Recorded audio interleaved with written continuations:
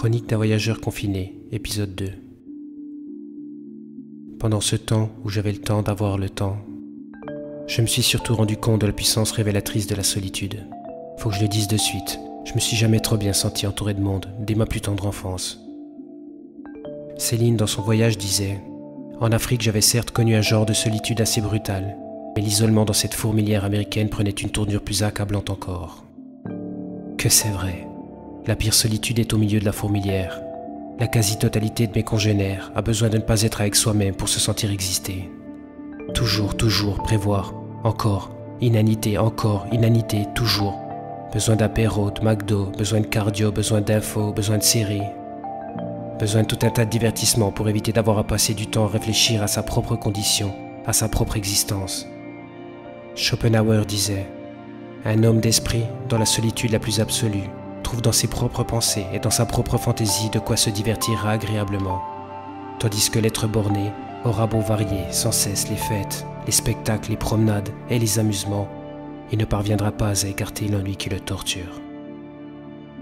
Chacun cherche un exutoire au quotidien, de combler les minutes au lieu de les mettre à profit. Goethe, dans l'une de ses maximes, dit « Si j'avais pu moins m'occuper des affaires publiques et vivre davantage dans la solitude, j'aurais été plus heureux et j'aurais été plus loin comme poète. » Alors je veux bien que tu trouves ça triste de rester seul trop longtemps, que tu aies besoin d'être entouré, encore plus en confinement, pour retrouver l'alacrité dans le lubrique. Qu'en est-il alors d'un enfant casé quelque part pour qu'un parent ait son temps? Qu'en est-il alors de ses parents casés quelque part pour qu'un enfant ait son temps?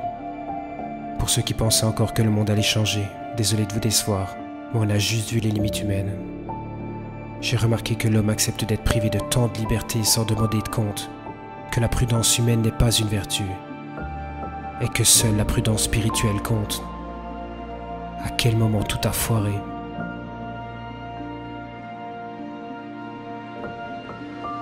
Il fut interdit à des grands-parents de voir leurs enfants, et pire leurs petits-enfants.